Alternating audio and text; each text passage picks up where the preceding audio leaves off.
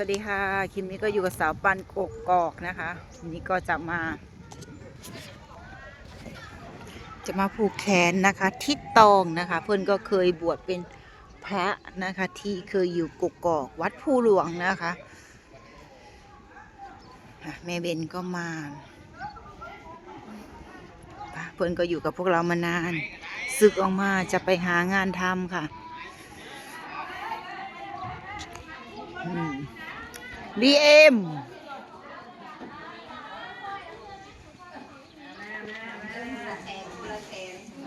จุ่มโฮมกันนะคะอันนี้ก็คนก็เยอะเนาะแล้วก็จะทยอยมาเรื่อยๆ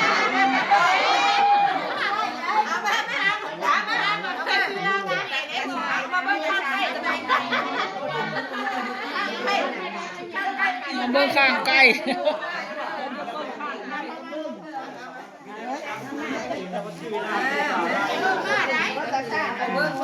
เอาหมวกลงตาชาญเอ้ยเอาหมวกลงแม่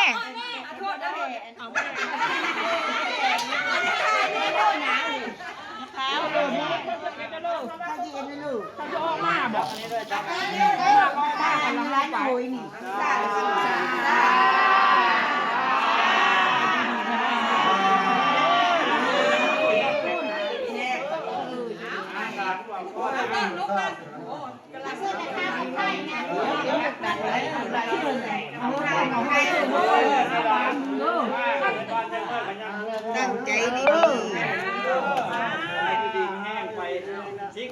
งานนี่ก็มาตอนเลิกวะไม่ได้ทำการทำงานเนี่ยเลย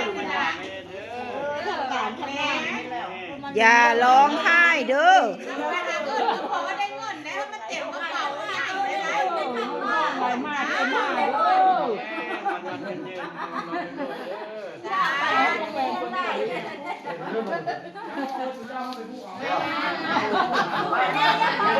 พ่อผู้ใหญ่ผูกกรเอาไม่ผิด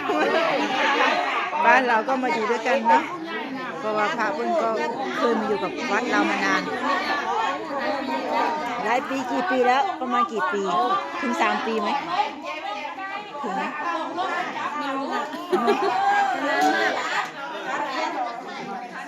ประมาณนี้แหละนะ3 ปี2 ปี3 ปี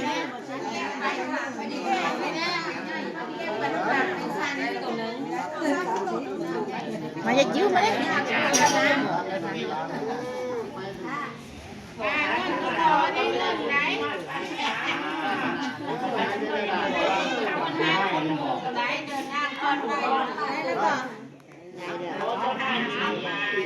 อันนี้เลยไปเจ๊กขาทั้งหลังอ่ะเพื่อเขามาเย็นไปล้ำโลดล้ำโลดก็แม่เบนแม่เบน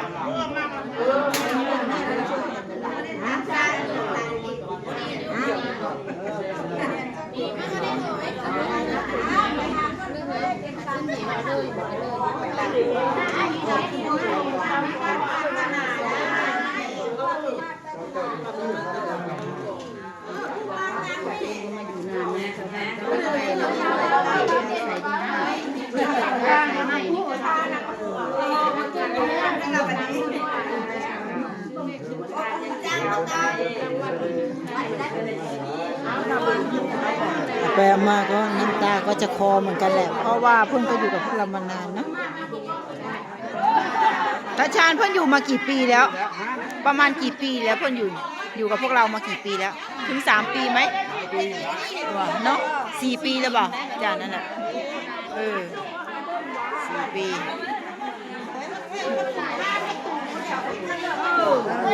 ค่อยไปลืมมาขากล้องมาไม่เป็นไรหรอกจะไม่ยังไม่ผูกให้พวกเจ้าไปผูกก่อนก็ได้เข้าไปเลยบอกมาเนี่ยจะถ่ายรูปยังไงเดี๋ยวเข้าไปถ่าย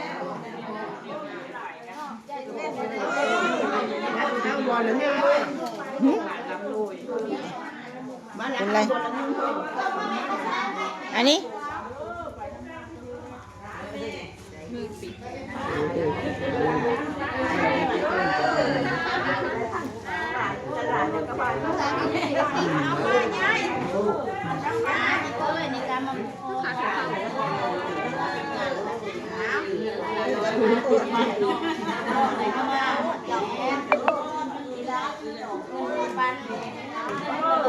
ำบ้านไปทำงานเป็นลูกบ้านเราบ้านได้ยินนะสิได้เพิ่มค่าใช้ หืมเออมันคนมาถือกล้องเขาเพื่อนนะก็เดินหนาวเสียงถือกล้องก็เป็นหน่อย ไปดีเธอน่ะไปฮะนี่ไปเลยนี่ฉันจับมันไม่ได้อยู่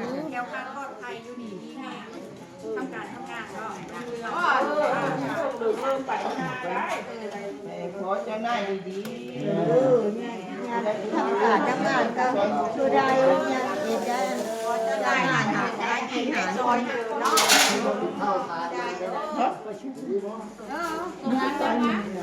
ย่าตอนนี้ก็จะไปวัดและบัดเนี่ย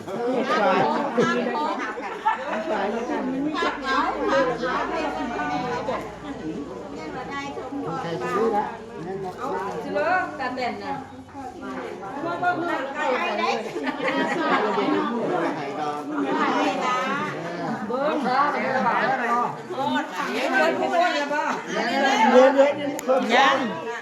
ยังมันเบิดดิฝาเย่โถเอาตัวนี้เนี่ยอยู่ชาติเช่นตัวนี้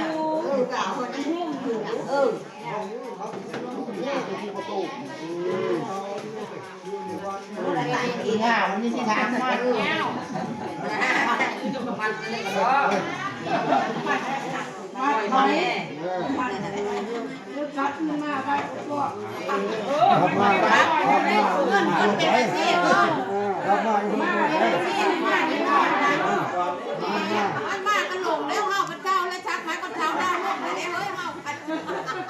ไม่ได้แต่ได้บ้าน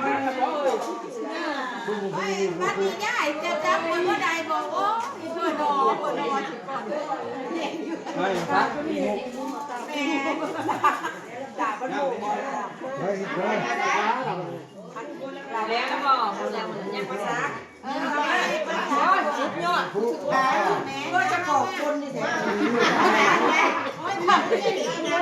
ขอบคุณอันนี้ไม่ได้วัดหรือว่าแล้วคนมันหลาย